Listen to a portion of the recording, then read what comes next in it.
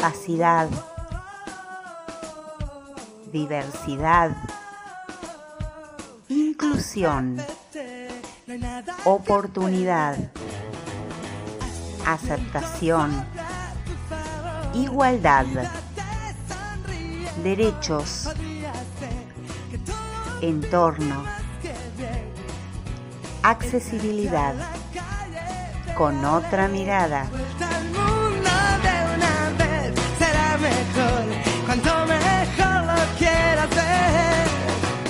Este mes, en Con Otra Mirada, conoceremos a Milka, una joven tresarroyense que tiene mucho que enseñarnos.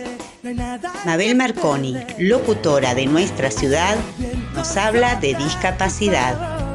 Visitamos Alpi y conversamos con Liliana Cantizano, referente de la institución. Karina Zuckerman, artista bahiense, nos habla de la accesibilidad en Bahía Blanca. Visitamos algunas bibliotecas de nuestra ciudad. Alama desde España y La vida es un regalo. Todo esto y más con otra mirada. Con otra mirada.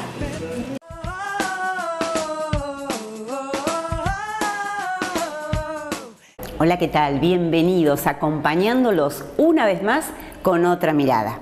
El día de hoy un relato de una joven tresarroyense, tenista. Ella es Milka y así arrancamos el programa del día de hoy.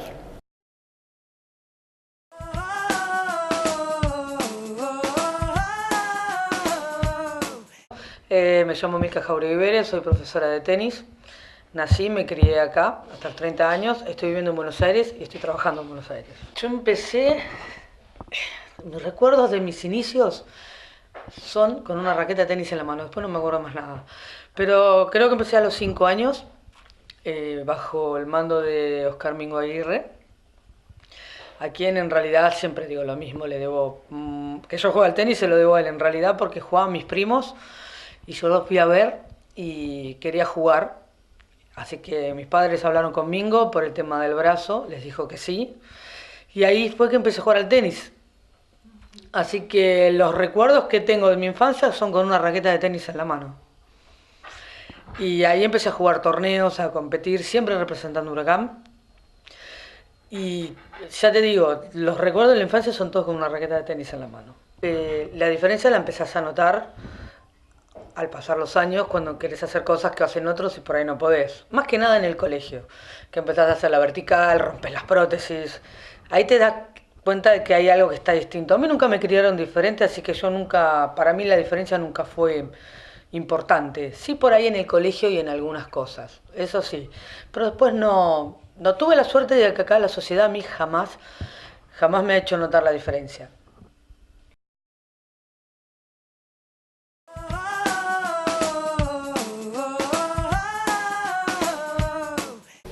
La mirada del otro. Milka nos habla en este caso de cómo ve la sociedad a las personas que somos tal vez algo diferentes.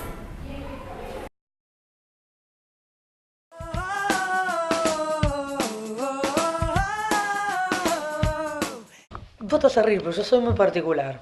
Yo soy una persona, yo no sé si fueron, obviamente siempre digo que el 80% del laburo está hecho por mis padres y después el 20% lo pone uno, ¿no? Pero yo no sé si ellos se han manejado de una manera tan fuerte que a mí siempre lo que digan los demás nunca me importó. Entonces, yo siempre me rodeé de gente que en realidad me aceptaba como soy. Si no te gusta, lo lamento. Yo fui así. Hay gente que sí, que le da mucha bolilla en taparse las malas prótesis, en no sacar los chicos a la calle, no mandarlos a hacer deporte, pero a mí ellos me criaron de una manera muy particular y me sacaron siempre a la calle. Yo nunca estuve encerrada, por eso he hecho deportes, no solo tenis, he hecho natación, taekwondo, gimnasia, vóley, era capitana del equipo de vóley. He hecho de todo lo que he querido, lo he hecho. Mi primer casa era el club y mi segunda casa era mi casa. Entonces, para mí la mirada del otro nunca fue nada raro porque en el club vivía rodeada de gente, entrenaba con gente, con chicos, con chicas. Y el colegio en realidad para mí era un lugar donde ir a distraerme porque los estudios a veces ni hablemos. Y tenía amistades que en realidad a uno lo aceptan como son. Sí me ha pasado alguna que otra cargada, pero yo te puedo asegurar que mi madre ha tenido que ir a firmar con el cuaderno de conductas porque el pibe se ha quedado sin dientes. O sea, me han enseñado a saber defenderme por lo mío, ¿no? Pero no me ha pasado muchas cosas de discriminación.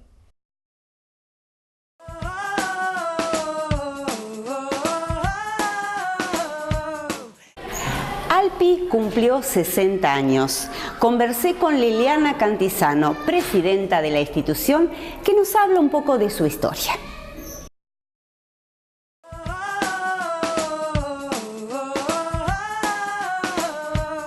La historia de Alpi es larga. Este año cumple 60 años y fue creada en el año 56 por la gran epidemia de poliomielitis que hubo. Un grupo de vecinos se reunió para ayudar a los afectados y a sus familias, porque en aquella época en Tres Arroyos, en general en el país, la rehabilitación y ese tipo de problemas no había habido nunca. Así que lo hacen justamente para esa oportunidad. Se ayudó muchísimo a la gente en ese momento porque tenían los pacientes que viajar a Buenos Aires a atenderse, a operarse. Las familias, muchas no tenían recursos, así que acá en Alpi se juntaban fondos para ayudarlos. Y luego con el tiempo pasó la epidemia. Y entonces vino el otro problema, el de la rehabilitación de esos pacientes, porque quedaban secuelas muy grandes. Y la rehabilitación era algo que no estaba para nada manejado. Entonces se conectan con Alpi de Buenos Aires, que también se había creado en esos momentos, y pasan a ser sede de Alpi Central. Siempre fue una entidad económicamente independiente, pero sí tenían mucho asesoramiento, mucho intercambio profesional. En esas épocas Alpi concurría muchas veces a Tres Arroyos justamente para el asesoramiento. Y tampoco existían las terapistas físicas ni los kinesiólogos porque las carreras no existían. Entonces se becan a algunas personas para que hagan un curso de 3 meses para que viniesen a hacer la rehabilitación. Y así se comienza. Luego se compra esta casa, se reforma, luego empiezan las carreras universitarias en Buenos Aires. Y lo que era una novedad para aquellos momentos, Alpi beca estudiantes que terminaban su secundario para ir a vivir a Buenos Aires a estudiar esas carreras.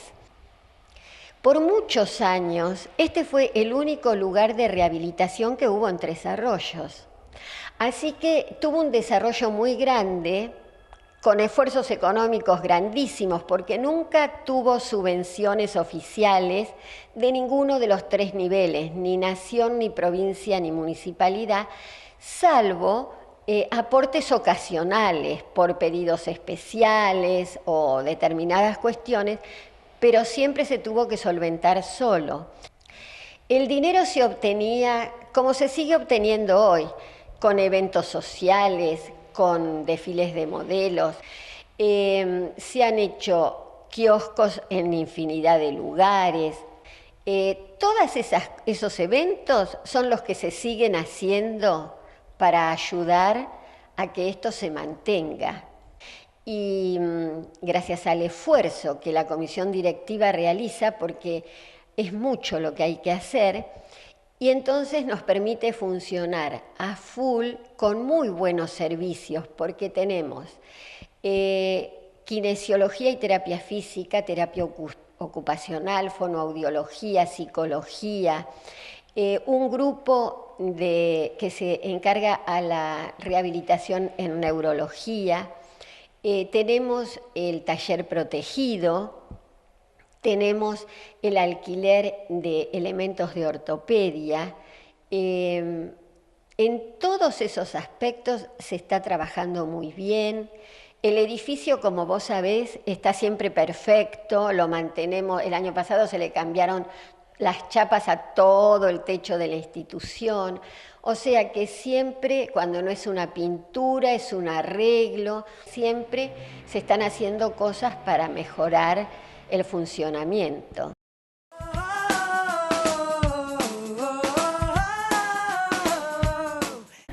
Karina Zuckerman es una pintora bahiense. Estuvo en distintas oportunidades en la ciudad de Tres Arroyos. Hoy hablamos con ella sobre accesibilidad en Bahía Blanca.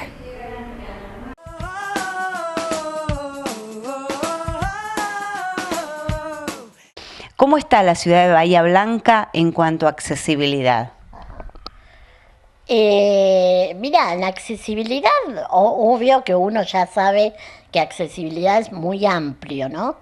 Pero bueno, en cuanto a lo que tiene que ver con el transporte, a lo que tiene que ver con la accesibilidad edilicia y demás, obviamente que ha habido algunos progresos, siempre hay avances por suerte y siempre hay posibilidades que nos escuchen, ¿no? En nuestro pedido de derecho como derecho. Pero bueno, en Bahía Blanca, en cuanto al transporte, bueno, es como que todavía estamos luchándola con algo que veníamos desde hace mucho, que es desde 2006, 2007, y donde todavía no se ha logrado, lamentablemente, una acción concreta y una responsabilidad con este tema. Lamentablemente desde las empresas de transporte todavía cuesta mucho que se entienda la necesidad tremenda que hay de un colectivo adaptado, la necesidad tremenda que hay de personas con discapacidad que viven lejos en la periferia y que necesitan concretamente de este servicio. Y cuesta un montón que obviamente un municipio o funcionarios o políticos también asuman este compromiso, esta responsabilidad. Nosotros, bueno, como comisión, vos sabés que estoy en una comisión en Bahía Blanca de personas con discapacidad, que es municipal, y bueno, y hemos estado un poco en desacuerdo de algunas medidas que han tomado con respecto a esto del transporte, y bueno, nada, han puesto un muleto, una combi, que bueno, la llamamos muleto, que hace que en lugares, lamentablemente, en lugares donde no está el transporte adaptado, hace que este muleto lleve a la persona con discapacidad motora a los lugares que quiera concurrir, que muchas veces hasta le han puesto como imposición que sean los lugares de rehabilitación únicamente, que en esto también hemos manifestado que no coincidimos, porque la persona con discapacidad tiene una vida y tiene que poder justamente vivir todo lo que más pueda, ya sea desde ir a un lugar recreativo, desde salir a bailar, desde a una confitería, desde lo que fuera, hasta por supuesto también rehabilitarse o ir a trabajar o estudiar. Entonces para nosotros es todo importante y es un derecho y esto no lo tenemos que dejar de lado, que es un derecho. Y en cuanto a rampas, a calles, ¿cómo está ese tema? Y obviamente que también se ha progresado muchísimo, obviamente que se ve mucho más compromiso y concientización. Uno ve, escuelas que ya están en ese sentido adaptadas. Uno va y ciertos edificios también ya han tomado este compromiso de ser adaptados. Lo que pasa es que, bueno, siempre falta un poco más, ¿no? Siempre es como que uno, por suerte, va remando, algunas cosas se van cumpliendo, pero siempre falta un poco más.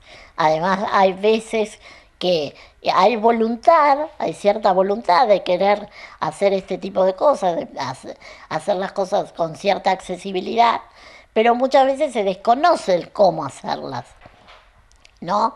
O se hace de una manera para cumplir, de una manera fácil, por decirlo, y bueno, y ya está, lo hicimos, ya está, ahora que no nos digan nada, ya está, cumplimos con esto. Y muchas veces lo que se cumple, que no está justamente de una manera adecuada, ¿no? A veces hacen unas rampas, por ejemplo, que son muy inclinadas, con mucha pendiente, entonces a uno le cuesta un montón, a la persona que nos lleva por un lado, o a la persona que puede manejar su silla de ruedas por sí misma, también les cuesta un montón subir esa rampa con mucha inclinación. Entonces yo digo que siempre uno tiene que como antes de poder hacer lo que uno realmente tiene que cumplir, uno tiene que recurrir a gente que en este caso, bueno, sabe cómo hacerlo, que a veces es ese paso que nos falta.